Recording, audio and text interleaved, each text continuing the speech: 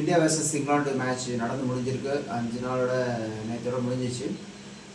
இந்த சீரீஸில் ஃபஸ்ட் மேட்ச்சில் இங்கிலாந்து வின் பண்ணியிருக்காங்க. நம்ம போன எபிசோடில் சொன்ன மாதிரி தான் இங்கிலாந்து மேக்ஸிமம் ஜெயிக்க வாய்ப்பு இருக்குன்னு சொல்லியிருந்தோம். அதே மாதிரி தான் இங்கிலாந்து தான் ஜெயிச்சிருக்காங்க.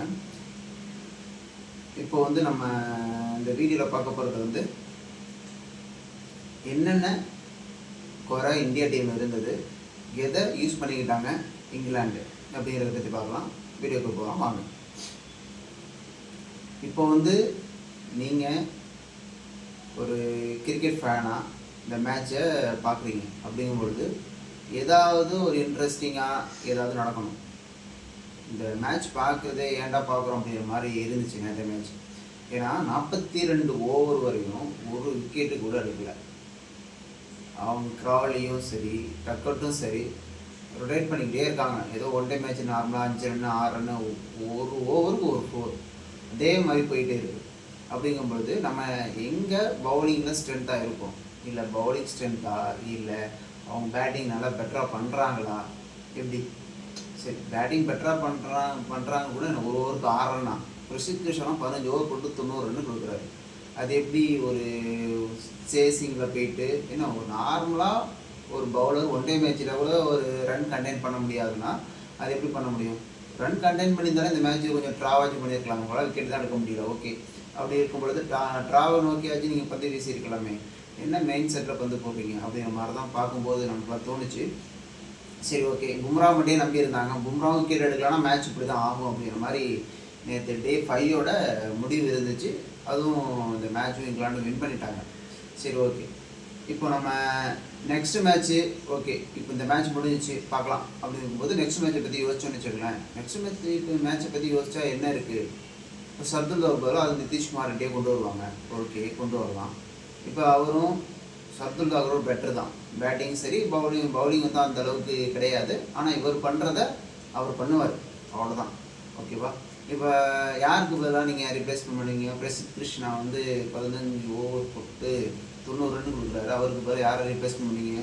ஹர்ஷித் ராணாவை பண்ணுவீங்களா, இல்லை சொல்லிக்கிற மாதிரி எந்த பவுலர் இருக்காங்க, இல்லை ஹர்தீப் சிங்கை கொண்டு வருவீங்களா? ஹர்தீப் சிங்கை கொண்டு வர வாய்ப்பு இருக்குது. யாரை சேஞ்ச் பண்ணுறாங்க நம்ம நெக்ஸ்ட் மேட்ச் பார்க்கலாம். இந்த மேட்ச்சில் okay, Rohit Sharma, Virat Kohli and Ashwin 3 players replace பண்ணுற மாதிரி யாருமே கிடையாது. ஓகேவா? அதான் நம்ம ஃபஸ்ட் டெஸ்ட் பார்க்கும்பொழுது அதான் தெரிஞ்சது. ஏன்னா ஜெய்ஸ்வால், ரிஷப் பண்ட், கேஎல் ராகுல் அண்டு சுப்மன் கில் 4 பேர் தான் டாப் ஆர்டர் பெர்ஃபார்மன்ஸ் ஒரு 5 சதம் போட்டிருக்காங்க.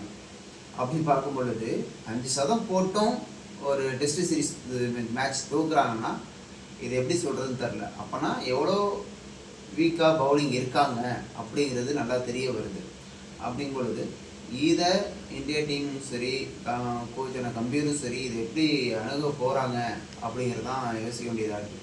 373 ரன் அடிக்கிறாங்க ஒன் டேயில். அது 20 ரன் அடித்தாங்க. நேற்று 373 ரன் அடிச்சிட்டாங்க. அதுவுமே 80 ஓவரில் அடிச்சிட்டாங்க. இன்னும் 10 ஓவர் வேறு இருக்குது, முடியல மேட்ச்சு. அப்படிங்கும் பொழுது நம்ம பவுலிங் என்ன வீக்காக இருந்திருக்கு. நான் போன விஷயத்துலேயே சொல்லியிருந்தேன், பேட்டிங் இன்னும் 100 ரன் 150 ரன் கூட அடிச்சிருக்கோன்னு சொல்லிட்டு.